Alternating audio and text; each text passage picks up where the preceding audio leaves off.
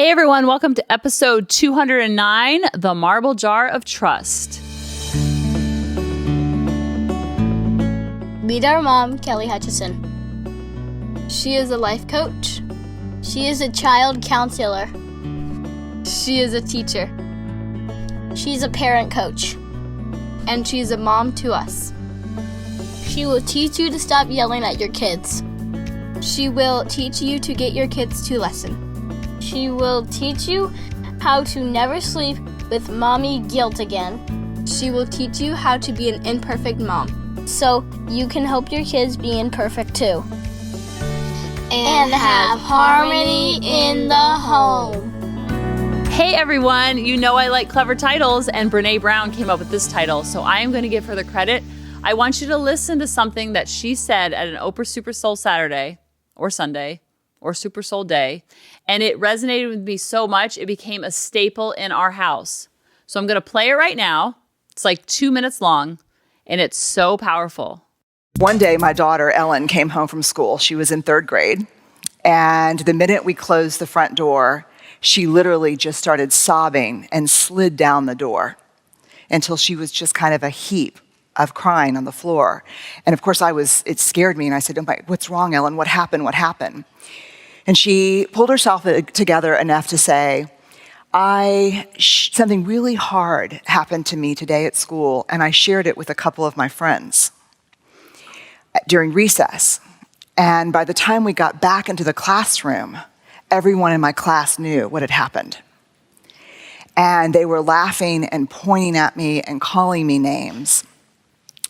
And it was so bad, and the kids were being so disruptive, that her teacher even had to take marbles out of this marble jar. And the marble jar in the classroom is a jar where if the kids are making great choices together, the teacher adds marbles. If they're making not great choices, the teacher takes out marbles. And if the jar gets filled up, there's a celebration for the class. And so she said, it was one of the worst moments of my life. They were laughing and pointing, and Miss Balkin, my teacher, kept saying, "I'm gonna take marbles out," and she didn't know what was happening. And she looked at me, and she, just with this face that is just seared into my mind, and said, "I will never trust anyone again." And my first reaction, to be really honest with you, was damn straight. You don't tell anybody anything but your mama. Yeah, right? That's it. I mean, that was my like, you just tell me. And when you grow up and you go off to school, mama will go too. I'll get a little apartment.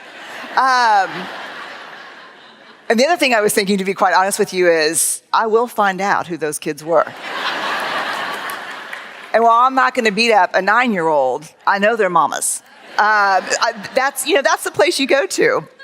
And I'm like, how am I going to explain trust to this 3rd grader in front of me? So I took a deep breath and I said, "Ellen, trust is like a marble jar." She said, "What do you mean?" And I said, "You share those hard stories and those hard things that are happening to you with friends who over time you filled up their marble jar. They've done thing after thing after thing where you're like, I know I can share this with this person." Does that make sense? So isn't that so good? Oh my goodness. When I heard that, I was like, that's so true. And it goes back to Saturn. It's kind of like a target. If you ever played archery or darts, like in the center of the target is you, and then around that center target is the circle of influence, the circle of vulnerability, the circle of love. And as it gets further out, doesn't mean you love those people less. They just have less influence as the further they go out on the dartboard. It's kind of like when I'm watching true crime, which I'm legit obsessed with. Whenever there's a crime, what do they do first? They go to the people closest to the victim to see who looks sus. And isn't it crazy? It's usually the spouse. I'm like, oh my goodness. But I think I watch a little bit too much true crime that has to do with like love triangles and stuff like that. Like Married with Secrets, Fatal Vows. I'm like, this is bizarre how it's always the spouse. But they go straight to the spouse. Then sometimes they look at the kids. Then they'll look to see if the spouses are cheating. Then they'll look to the coworkers or the boss or the employees. They didn't usually go to the siblings, but they'll eventually get to the siblings. And so you can kind of see their circle of influence. They go to the circle of vulnerability first because love makes people go a cuckoo for Cocoa Puffs. So they look at the people first, and then they slowly but surely, like a puddle, like throwing a rock in the lake, the ripples go out. So with marble jars, if we've been hurt in the past, especially when we were a child, our marble jars are going to feel depleted going into any relationships of vulnerability. Who are we most vulnerable with? The people that live within our four walls today. And sometimes the brain will go back to the four walls that we grew up in to compare and contrast. And it will say unconsciously, ooh, that person hurt me. I am not going back to that. So we put up walls to protect ourselves in advance to not get hurt. All humans do this. It's completely normal. But when you drop those walls, all of a sudden vulnerability comes out. And vulnerability breeds vulnerability. It's kind of like when you were a kid and you used to say, I'll share a secret with you if you share a secret with me. And then your friend would be like, I have a crush on Jimmy. And then you're like, oh my goodness, no way.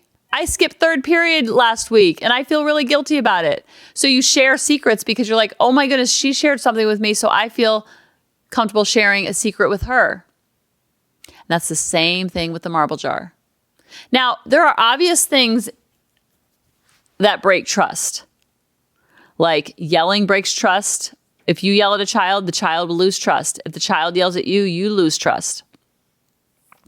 Lying, stealing, sneaking out, skipping school, punching walls, keeping promises. Those are all things that are very obvious that take out marbles out of the marble jar. A lot of times they will dump the entire marble jar out. Now, do we have a physical marble jar? No, it's a very symbolic way of thinking about our relationships. And our relationship with ourselves, when we make promises to ourselves and then we keep that promise, we add marbles into our marble jar of trust. We have to have that integrity and that trust within ourselves first. But a lot of times we break our own promises, and it's okay to break them. Sometimes we just don't want to dump out the whole marble jar. Because in a relationship, we've talked about this, thinking of it like a bank account. We make additions and withdrawals, and we make deposits and withdrawals all the time with bids of affection. And then when we hold back affection, that's actually making withdrawal, an unconscious withdrawal. So you are going to make withdrawals out of your marble jar, and other people will take things out of your marble jar too. It's part of the human experience. It's part of relationships. They're messy. We break marble jars sometimes. So the only thing that you can control is your own marble jar and the trust that you have within yourself. But you will also be able to take marbles out of your marble jar, and you won't have to throw the baby out with the bathwater, so to speak. So when it's the biggies, we know that that really, really depletes the marble jar. But there's the smaller, more insignificant things that can just take out baby marbles. So when you think about it, that took a lot of marbles out of my jar, or that took 2 marbles out of my jar. It's a tangible way of describing, like, that hurt when you told them a secret that I don't want you to tell. Or you said you brushed your teeth and you didn't. That took a marble out of my marble jar for you. And vice versa. When you don't keep a promise, or you show up late, you're supposed to be there at 2:30 and you get there at 2:33, that takes, let's just say, 3 marbles out of their jar. So it's a way for them to describe, no biggie, you were 3 minutes late, but that took 3 marbles out of my jar. So then you can have the conversation of how can I repair that and put those 3 marbles back, or even put 6 marbles back. Wouldn't that be fun?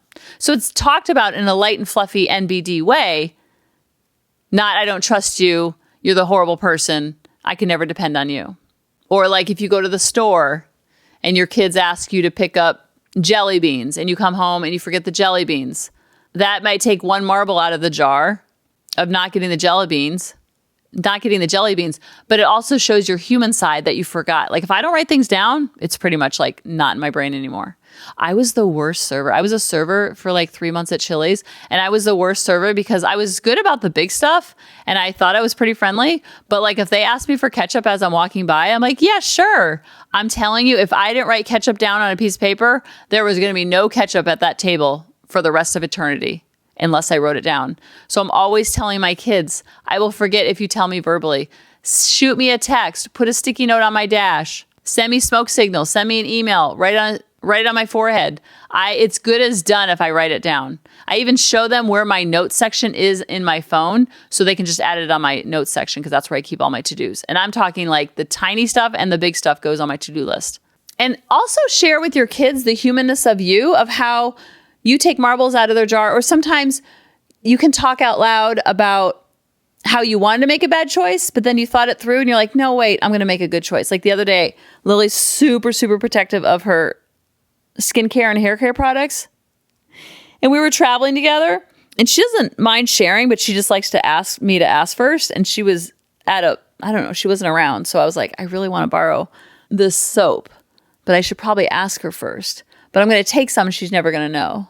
And then I'm like, no, wait, I probably shouldn't do that. I'll just wait till next time I'm in the shower washing my hands and I'll ask her next time. So then I shared with her later. I was like, oh my goodness, I was so going to take some soap and not tell you or ask you later. But I know that's a big marble thing for you. And I even wanted to lie by omission, but I resisted. So sharing that part of your own brain, of how it works, of how you think through things. And the marble jar is just a very good, tangible way of describing trust that is built within yourself. So that's a conversation you're having with yourself. And then it's also a good way to talk about building trust in relationships with others. And you can do that with your relationship with your child. If they're little, you could do a marble jar and fill it up with marbles. You could fill it up with jelly beans. You could fill it up with M&Ms. You could fill it up with styrofoam balls. You could have fun with it. But it's just a good visual for you and who you're in a relationship with to describe the trust that's built within your relationship. And also always talk about things that add marbles to your jar, like when they keep a secret, or like when you show up on time, or like when you move the stuff to the dryer that's supposed to be fluffed and not wrinkly, or when you brush your teeth and then you say you brush your teeth and then you actually did it. Talk about that stuff too, because the brain always wants to focus on the negative, but make sure we're focusing on the positive too, on what they're doing right and what adds marbles to the jar. And that breeds vulnerability too. Just like we share a secret with a friend and they share a secret back, share what breeds vulnerability, share what adds marbles to the jar. And then you're going to add more marbles to the jar just in talking with it, because you build that closeness and connection through that conversation. Then they know that they can depend on you and you can depend on them. And I'm not talking depend on you to be at the games cheering the loudest, but depend on you that you're going to show up on time, that you're going to move the clothes to the dryer, that you're going to get that thing at the store for them, that you're going to ask to borrow something when that doesn't belong to you. And that stuff builds trust. And that stuff is the big stuff. It sounds very little, but it adds up to the big stuff. And then you also do the big stuff too. But the little stuff is a lot of times where the marbles are taken out and added to. But when you have an abundance, then you have lots in your savings account, so to speak. So when a marble comes out, it's much easier to replenish or to refill because that trust is built up over time. And it's a compound effect of trust, love, connection, dependability, and reliability. And then guess what they do when they grow up? They go and they find people that will have lots of marbles in their jar that feels like home, where they can trust, they can be reliable, and both sides of the street. They're going to be drawn to people that are trustworthy, reliable, dependable, keep their word, and they're also going to become someone who's trustworthy, reliable, and keep their word. And when you have that in your home and you have lots of full marble jars, you're going to have more harmony in the home. I love you guys, and I'll talk to you next week. Bye-bye. Hey mamas, thanks for listening. If you had any ahas, clicks, or those lightning bolt moments while listening, you have to check out my free parenting bootcamp, where we take all of this to the next level and we try to create even more awakenings for ourselves so that we can connect more with our kids and never yell at them again. You can sign up at www.coachingkelly.com. And if you really want to fill up my love cup, send me an email of what your aha was, what your click was, what was that lightning bolt moment while you were listening. I want nothing more in life than for you to have harmony in your home and to learn how to be an imperfect mom like me, which allows your kids to be imperfect too, each and every day. Thanks for listening.